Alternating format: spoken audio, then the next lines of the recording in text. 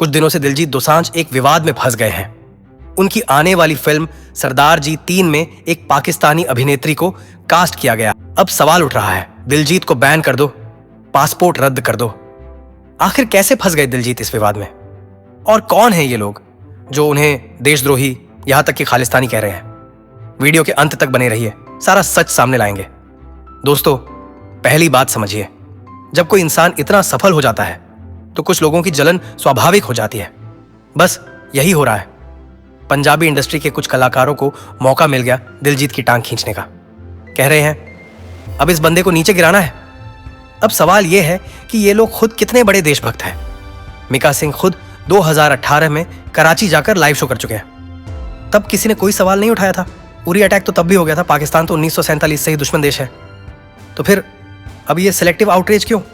जो लोग comment section में गालियां दे रहे हैं दिलजीत को, क्या वो सच में देशभक्त हैं?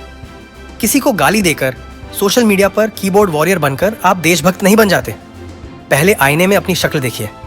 अगर आपने कभी चेतन भगत को ध्यान से सुना हो तो आपको समझ आएगा। हिंदी फिल्म इंडस्ट्री में फिट होने के लिए, but I admire him a lot for that. I think his music, his concerts, his acting, his reels, if you have seen on Instagram, hilarious.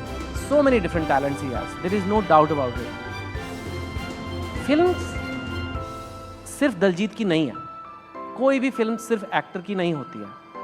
ये पहली बात हमें समझनी है। उस फिल्म में 300 लोगों ने काम किया होगा कम से कम। उनकी रोजी रोटी चली है। किसी ने उसमें कपड़े चुने होंगे, किसी ने गाने लिखे होंगे।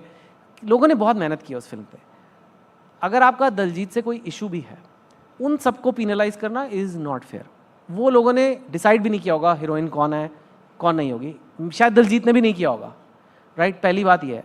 दूसरी बात, I think they have issued multiple statements now कि यार ये सब पहले हुआ था, पहलगाम से भी पहले की कास्टिंग हो रखी है, ऐसा कोई रूल नहीं था, हमने रख लिया, आगे से नहीं लेंगे।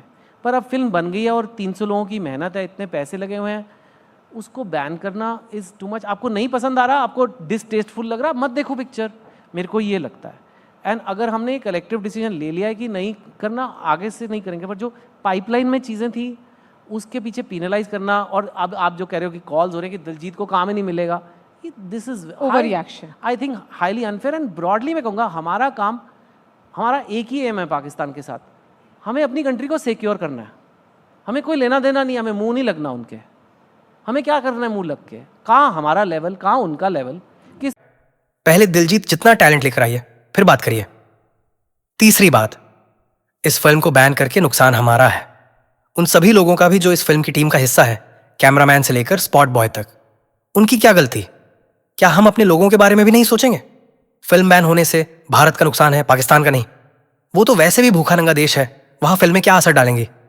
और शर्म आनी चाहिए उन इन्फ्लुएंसर्स को जिनके लाखों सब्सक्राइबर्स हैं, लेकिन कुछ व्यूज के लिए दिलजीत की बुराई शुरू कर दी। अब बात करते हैं हानिया आमिर की। अगर उसने ऑपरेशन सिंदूर की निंदा की है तो उसका नतीजा भी उसे ही भुगतना पड़ेगा। उसका सोशल मीडिया अकाउंट बैन हो चुका है और अब उसे भारत में काम नहीं मिलेगा। पाकिस्तानी एक्टर्स अपने देश के साथ खड़े हैं, पर हमारे बॉलीवुड स्टार्स चुप हैं। पर हमें यह समझना होगा, उनके देश का कोई भविष्य नहीं है, कोई वर्तमान नहीं है, तो फिर उनकी तुलना हमसे करने का कोई मतलब ही नहीं बनता। तो इतनी टेंशन क्यों? अब तो बीजेपी के नेता भी दिलजीत को सपोर्ट कर रहे हैं।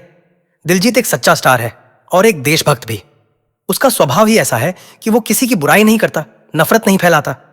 तो अब इस बात के पीछे मत पड़िए कि उसने ऑपरेशन सिंदूर पर क्यों कुछ नहीं कहा। दिल से सोचिए, दिमाग से समझिए, क्योंकि ये जो हो रहा है वो सच्चाई से ज्यादा साजिश लगती है।